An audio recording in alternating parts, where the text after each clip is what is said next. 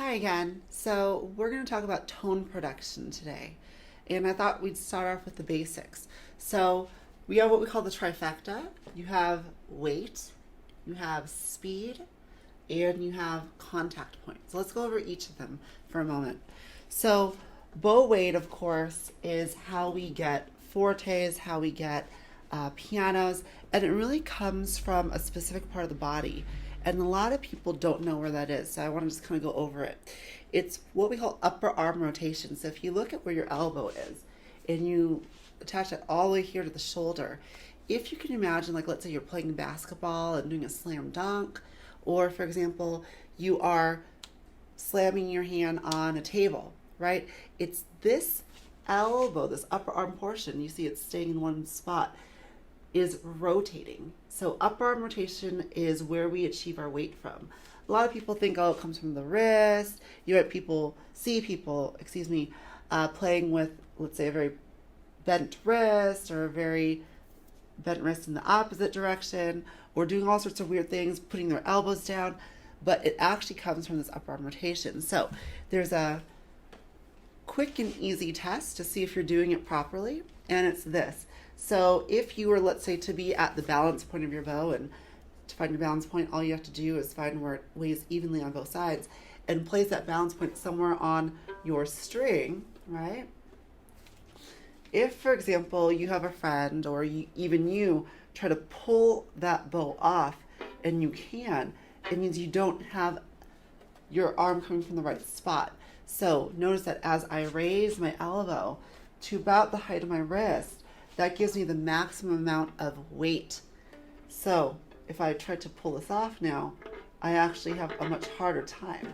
So you can have a friend do it. When I was in my undergrad, my professor used to just come around and try to pluck my bow off my string as I was playing. And if he could, I lost that game. So that's really where you want to feel your weight coming from. And that's why they always talk about having your elbow at the right plane. It's parallel or even with your wrist, so it's parallel to the floor. Now, if let's say our upper arm is not rotating, let's say we're getting it from different places, let's say our elbow's low like this, we're going to end up producing quite a truncated, not beautiful sound. So you really want to make sure that you have this upper arm rotation. What I like to do is I put the bow right here above my head, and then I lower it onto the string. Again, right here above my head, so my arm is vertical, my forearm right here, and then I come straight down onto that string. And if I can do that, I have a much, much better tone. So we talked about upper arm rotation, we talked about that resistance, that game you can kind of play with yourself. Let's go to the next tier. This is called speed. So on a physical level, your bow speed, of course, comes from the inner elbow here, right? This inner elbow, if you actually feel and palpate, right, these bones here, there's one on top, one on the bottom, and then there's, of course, the tip of your elbow. But you'll definitely see this is what we call a hinge joint. So just like a door is on hinges, this is designed to just open up or close. That's it. That's all it does. And this is really where your speed comes from. So if you're trying to get the speed from your shoulder, that's not going to work. If you're trying to get it from your wrist or your fingers, that's not going to really work, right? So it's about, can I open? Can I close? And this goes back in the conversation about how if your elbow's down, then the only way that the elbow can open is actually at a diagonal angle. And let's say I'm trying to play a C string, right? I might be able to rotate up to a C string, but my elbow still wants to open up at this diagonal angle. So it's bound to happen if you have a poor elbow on a C string. You're probably going to do some type of string crossing, or you're not going to have a very good tone on the C string, maybe even feel some pain in the elbow, or your bow hand will have to compromise for that mistake. So with speed, it's helpful to talk about the French concept. So I'm a French informed player. There's 3 schools of bowing. You have your Franco-Belgian school, you have your Russian school, and you have your German school. So the French, of course, are the ones who invented the bow. Louis Tot was the Frenchman who invented this style of stick. we have to remember that the bow came from the bow and arrow, believe it or not. And so the bow is actually in the, well, early Baroque and even in the Renaissance actually looked like this, convex. And if you look up the original word for the bow is archet, which is A-R-C-H-E-T, which is actually 2 letters away from archery. So that's why we call it a bow. Now, the French have 2 terms to discuss bowing, and one is tirer, and the other one is pousser. So tirer means to pull. And so they were always thinking of pulling something open. Like, I don't know, you're pulling open a bag of chips or something. And then when you push, you're coming from both sides and you're pushing it together, right? So you have tirer et pousser. Tirer would be like a down bow. We're opening up that bag of chips. And pousser, we're closing it up. So when you're thinking of doing bow speed, what's also helpful in addition to the elbow hinge is actually spinal rotation. So when we think about opening, we might, let's say, have our spine in this closed position, and we will twist our viola to the left while we expand our arm out and our elbow to the right. So it's what we call bilateral motion. Bi meaning 2, lateral meaning sides, motion, of course, being movement. So 2-sided movement. So we have this idea. We're going to pull, tirer, and now we're going to push it together like you're making a sandwich, right? So pousser, tirer, pousser. And notice that I'm actually doing this a lot with my body, the rotation of my spine. So another thing that a lot of people get a little confused about is where the bow should be. Obviously, you hold the viola on the left side of your body. And of course, because we hold it with the right, we think that the bow goes out to the right. Believe it or not, there's a very helpful little trick. Just simply stand facing forward, put your left hand facing right in front of you, kind of where your belly button would be, and then put your right hand on top of that. And all you want to do is just tap your fingers along the length of your left arm.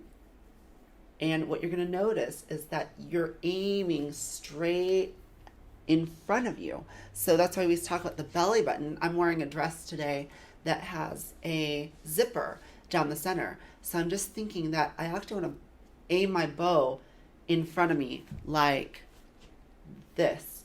Even though it's in my right hand, it does not go out to the right side. And this is one of the reasons a lot of people get what we call non-parallel bows. And if you didn't know, the only way to get a really pure sound is to have a perfectly parallel bow the entire time. So if I'm holding my instrument like this, you may see as long as the stick is parallel to the bridge, it's going to produce a good sound. The reason for that is because if you look at bow hair under a microscope, you're going to see that there's little teeth or barbs, kind of like thorns, on each of these hairs of horsehair. However, they don't grow sideways. So if I actually hold at maybe let's say a 45-degree angle, you're going to notice it's sliding everywhere. There's no tone that can be found if I'm coming at an angle. And so why I was saying a lot of people have this misconception is because they'll start with their bow parallel to the bridge, right? But because they think that the bow goes out to the right side, watch what happens.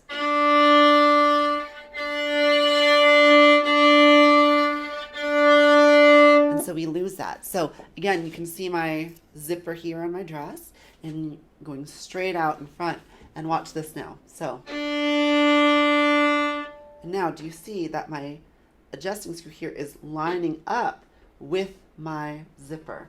So that's what we're looking for. Right, if I do that on the G string, which might be easier for you to see right here. So you see that adjusting screw is kind of lining up with the zipper behind it, right? And you can see if I tilt here, you can see that beautiful parallel bow. I know these angles are sometimes hard to see. And so using a mirror can really help you quite a bit in your practice because it allows you to see how you look and as well as what is happening with your bow and your string. Okay?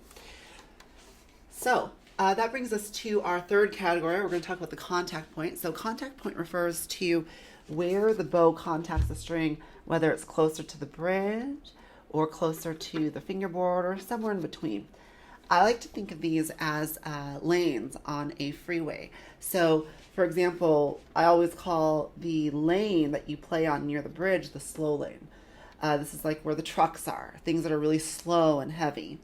And over here towards the fingerboard end is going to be your fast lane. This is where you have those little fun little racing cars and, you know, very small, very fast. So that's a helpful analogy to remember, because when you have a lot of weight and you're moving your bow very slowly, the ideal place to play is right here. And you can tell this because if you actually touch the string right here next to the bridge, you'll notice it's very hard, right? A lot of tension. In fact, don't push too hard. You can actually slice your finger open. But if you go over here towards the fingerboard, you'll notice it's much more squishy, almost like a gummy bear, right? Has some solidity, but it's much softer than if you had played here. So of course, when we touch here, we know it can support a lot of weight. But remember, if you use that weight too quickly, it'll simply glaze or slide all over the string. So if I'm here and I play with a lot of weight, but very fast, you'll notice it has a very wispy or airy sound. But if I do a very slow bow, again, with that really heavy bow, it really produces a nice quality of tone. Similarly, your fast lane, which is going to be over here near the fingerboard, that's for your race car. It has to be very light, but also very quick, right? So if, let's say, I play light but slow, okay? You're probably going to sound like that, in all honesty. So what you want to do is have that light bow, but use up the bow very quickly, using that elbow, using that idea of tiré or the pull bow, right? Or the push bow. And you're going to notice it evens and balances out the sound. So each of these lanes, I like to think that there are 5. I say this is lane 1, the truck lane or the slow lane. Lane 2, lane 3, which is right in the middle. It's kind of even. Lane 4, and then lane 5, which is your fast lane. Very, very lightweight, but also very fast bows. You're going to have a lot more control over what type of tone you're looking for. Now, people often ask me, where do you find the best tone? And the famous violinist Jascha Heifetz had a theory, and he called it the theory of 13th harmonic. So if you're familiar with harmonics, you know that as you divide the length of string in different proportions, like let's say this is the entire length of my G string, and I cut that in half, and I'm lightly touching, it's producing this kind of really fun metallic sound. I could divide it into 3 equal parts here and here, right? That's a third of the string, but also this would be a third as well. I divide it into quarters. It's also found up here as well. I can divide it into fifths. And because it's in 5 equal parts, there's 4 little cuts to make the 5 sections. So here's cut number 1, cut number 2, cut number 3, whoop, and cut number 4. So the string, if you've ever played around with it, actually has all these what we call natural harmonics.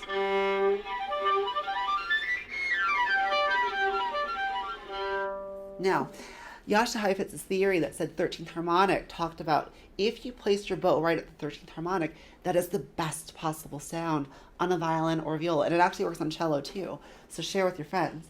So let's count together. Here we go. 1, 2, 3, 4. Sorry. 4, 5, 6, 7, 8, 9, 10, 11, 12, and here we go, 13. Now I wanted to show you where that is. I know it's really hard to hear that, but that's literally right where the 13th harmonic is.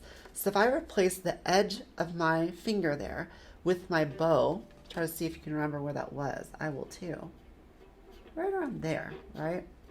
maybe I like to say about a centimeter or so away from the bridge. That's the best possible sound. It has the most overtones, which is what makes the sound bright and rich. So, not bad.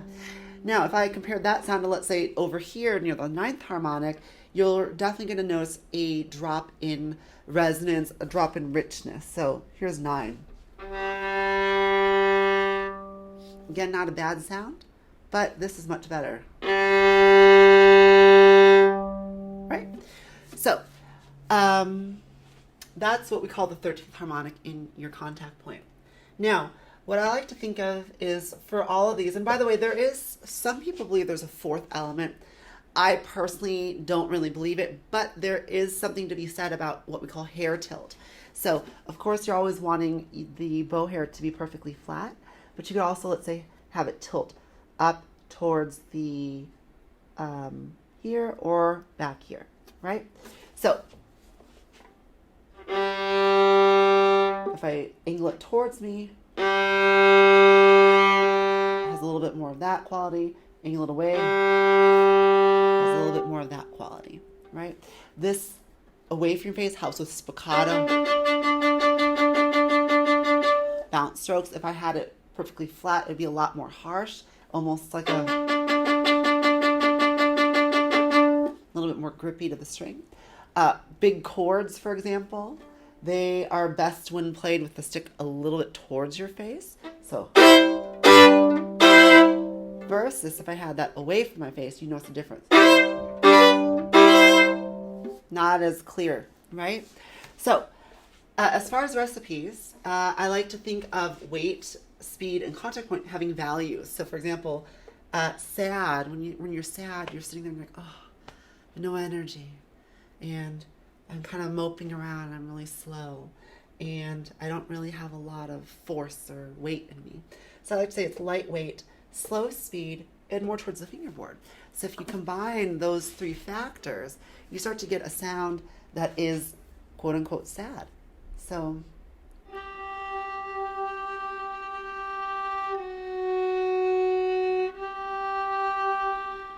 let's say I take the first movement of the Telemann Viola Concerto, for example.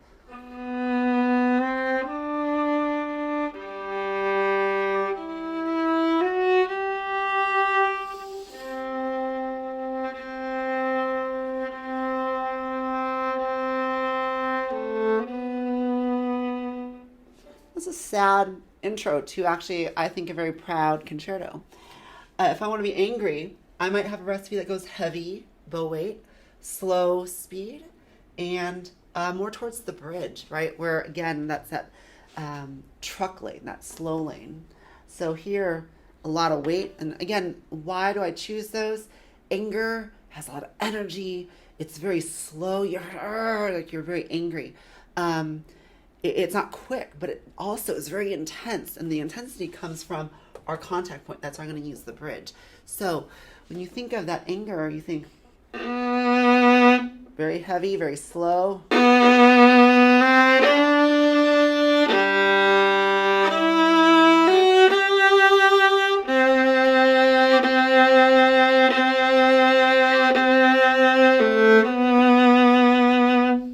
Okay, so that's a basic overview over tone production. Again, to review, you have your weight. You're trying to think of upper arm rotation. You're trying to think of resistance in the stick. With speed, of course, the French tirer et pousser, which means to pull and to push. You're thinking about bilateral motion, as well as aiming more towards the center of the body or the belly button. Try not to go out to the right side, otherwise we start to get those non-parallel bows. Contact point, you're thinking 13th harmonic. You're also thinking about those traffic lanes that we went through, okay? Recipes, you can come up with any recipe. These just happen to be 2 of them, but they're helpful ones to just kind of file in your memory bank because you'll use these recipes over and over and over again. All right, so it was wonderful to spend time with you talking about tone production, and I hope that really helps your viola playing. Thank you.